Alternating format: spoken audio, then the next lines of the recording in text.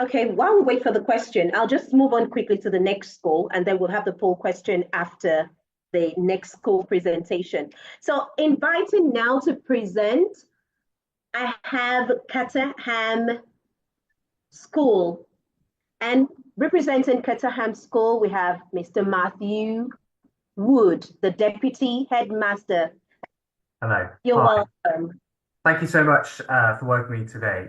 It's lovely to be here speaking to you from a rather rainy southeast of England. So hopefully you can see my screen.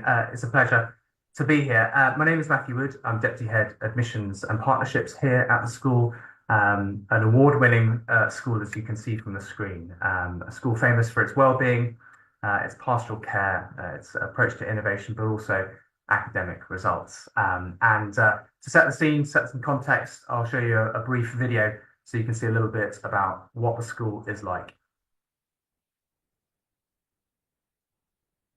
So we've been around for over 200 years. We were founded in 1811. I should know I'm a history teacher here at the school, and our heritage is something that we are very proud about. You can see that we have many buildings on a beautiful and rather green campus. We're located just south of London. The Victorian building you're looking at here is original, and heritage and tradition is a very important part of the school. As is sport. Sport is a famous and intrinsic aspect of UK boarding education, and you can see from these images that we have an extensive range of facilities. We have 200 acres of school campus site, and that excludes a specialist sports centre, a 10-minute walk away, 25-metre swimming pool, and we think the best sports gym in the country, but actually was an image of the last one. We're a school which is famous for its location and the fact that we balance both being very close to London, but also having such rural facilities. It's a beautiful place to live, and I live on site with my wife and 4 children. And being a boarder here is a very special thing. You just saw our performing arts centre, theatres, dance studios. We have facilities for a whole range of co-curricular activities, as you can imagine. That's the heart and soul of the school, I'd say, the Wilberforce Hall. If you come and visit, I'd love to show you around. This is our girls' boarding accommodation, a beautiful Edwardian building towards the top of the valley up there. So that's a few images of Caterham to get you acquainted with us. As a school, as I was saying, we are located very close to London, just 40 minutes by train, but also very close to 2 hub airports in the UK, London Gatwick and London Heathrow. It means that practically speaking, Caterham is a really easy option for a lot of our boarders. The word balance springs to mind. In fact, the Tatler School's Guide said and quoted that we were the school which sets the perfect balance between many things. The image here is that of the Wilberforce Hall, showcasing our tradition, heritage, over 200 years of Christian values that underpins what we do. But we're also a school, an EdTech 50 school, Apple distinguished, which means that we are famous for our progressive approach, a modern approach to how we teach. We're a co-educational school, boys and girls. We're a day and boarding school, a school close to London but nestled in the heart of the Surrey Hills, a school with outstanding academic performance but also a huge range of co-curricular opportunity, a school which develops the mind but also the characters of all our pupils. Balance is a really important thing when you think about Caterham. In terms of the academic outcome of the school, it is outstanding. It's exceptional. We were the 30th best school by A-level results in the entire UK last summer, and in the top 5 of co-ed boarding schools. So really, it is an outstanding achievement. Our GCSE and A-level grades, as you can see there, speak for themselves. But those grades are not a be-all and end-all, certainly not for a number of reasons.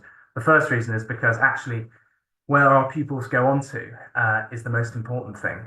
Grades are a ticket for onward transition, and we're very proud of the fact that we get students into the top universities, both in the UK, Oxbridge and G5 universities, Russell Group, of course, but also to the US as well. Last year, we had 26 offers from US colleges, including full scholarships, 3 full scholarships at Ivy League. 100% of Caterhamians have achieved medical school applications or courses at medical school for the last 2 years, and normally around 10% of our upper sixth will go on to study medical or medical related subjects. So the caliber of outcome is outstanding. But as I was saying, grades are not everything at Caterham, because actually having fun, co-curricular activity, a breadth of experience and development of the whole person is equally important for us. British boarding is famous for turning out well-rounded pupils that understand themselves, their communities, their relationships. Here at Caterham, obviously sport is a very big part of what we do, as is music, drama, art, tech, all of those aspects. We have over 160 co-curricular clubs every week, so it gives you a sense of the scale of what we do here. Boarding is a really important part of Caterham. We have just over 1,000 pupils in the senior school aged between 11 and 18, and just under 200 of those 1,000 are boarders from year 9 up.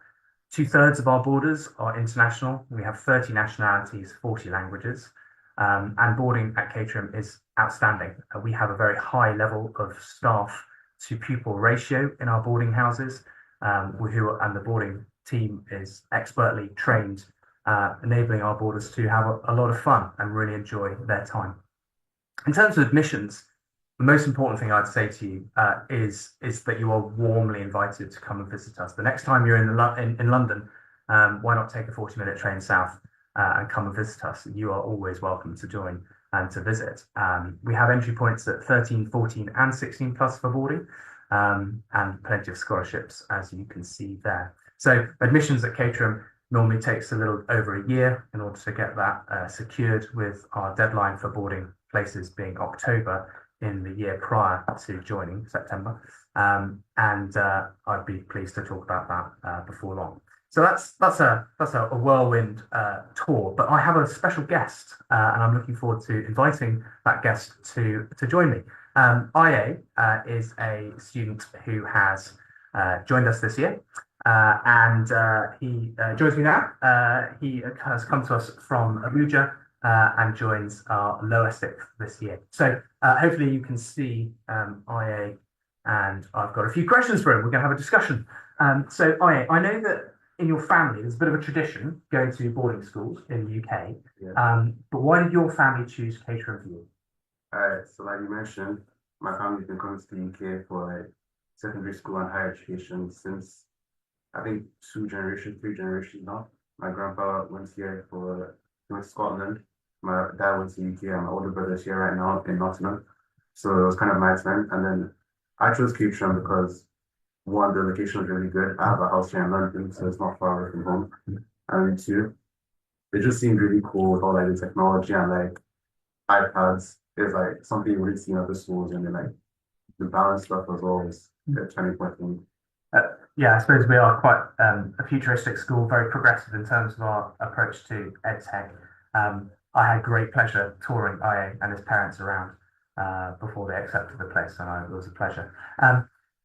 I know that one of the reasons people choose UK boarding schools is for onward transition to top universities around the world. What are your plans, IA? What do you want to do, and how are you finding the preparation here? So top one priority would be to get into a US university. Hopefully Ivy League. We're hoping for, like, obviously not for sure.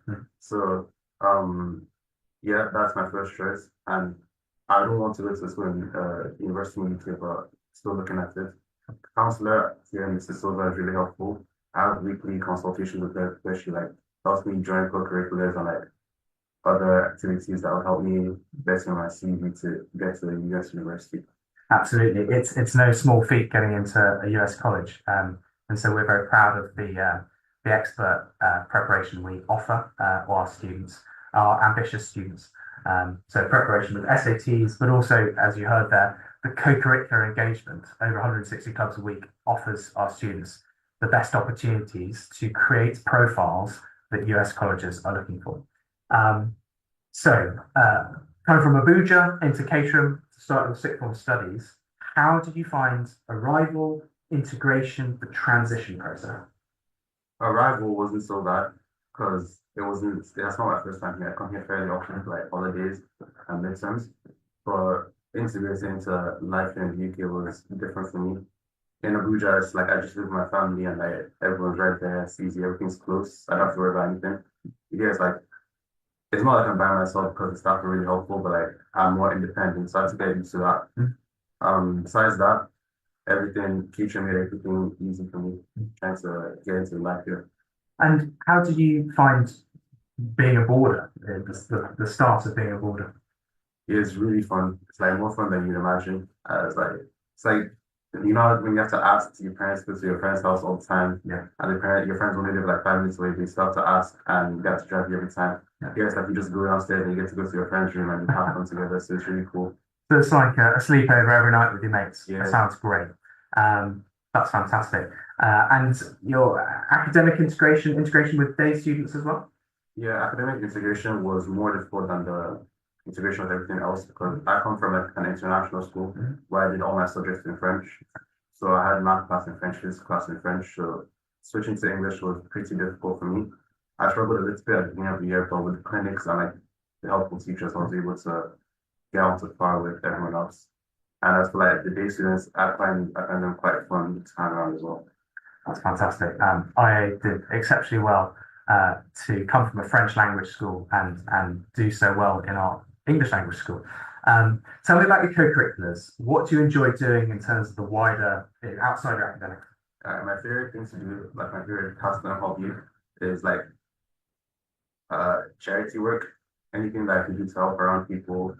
I just like seeing the smile on their faces when it's like, you know, you've done something for them.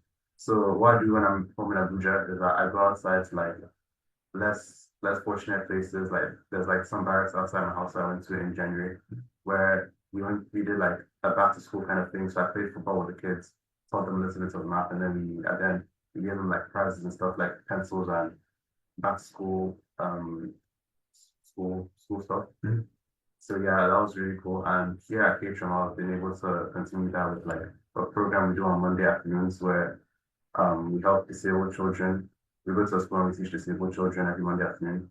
And in December, actually, we went around Caterham and was able to raise a lot of money for cancer research. For cancer research, I mean, you can tell why we wanted IA to join. What an amazing young man and someone who's a real bastion and leader in that area in the school. So my last question for IA before I turn to you for questions is if you have any advice for families watching, what would your advice be? Seeing the school in person is really important, I'd say, because when we're trying to decide what school to go to, my brother went to a different school than Caterham, so we're leaning more towards that one because it was familiar to us. But when we came to Caterham, the way the staff were so easy and like hands to us. We came on a day where school was meant to be closed, but they still let us have a look around because we couldn't get to the UK when it was open. So just stuff like that makes it so we found Caterham to be the best school to go to. So there we are. Visit the schools in the UK. I think that's a very, very good piece of advice, and of course one that the fantastic team of Brains and Butter would echo as well. So so that's it, and I'm hoping perhaps there might be some questions from those attending. Thank you so much for listening to both me, but also most importantly the star guest of the show, Aya. So if there are any questions, it'll be my pleasure to answer them. Amazing, amazing, and it's nice meeting you, especially. And it's also good to know that it's actually a tradition, a family tradition, to come to the UK to school. That's interesting to know. So, Mr. Alex Large, what would you say because I heard you mention gadgets and all of that. What would you say the school's policy as it concerns gadgets and phones is? Sure. So digital tech is a part of all of our lives, and it's a significant part of all our lives. Clearly, with the AI revolution that we are seeing, it is something that all education around the world are looking at very carefully. A couple of things. We are both very progressive and open-minded about technology. I'll give you 2 points on that. One is that we think, the only school in the country, if not the world, to have developed an AI powered ed tech firm inside the school, and we create to products that we're selling on the international and local and national market for education providers, both the pupil-facing and staff-facing products, which gives you an indication of how excited we are about the potential of AI to transform education. The second is that we're an Apple distinguished school, which means that teachers from around the world come and visit us to find out how Apple products, iPads, can be integrated effectively to augment teaching and learning. But the second thing I'd say is that tech and digital is also can be a distraction, and it can be something that we should teach our pupils to moderate the use of. So mobile phones are not allowed out in the school day, apart from in very specific circumstances, because we want them to integrate socially, and we want them to have human connection, not just digital connection.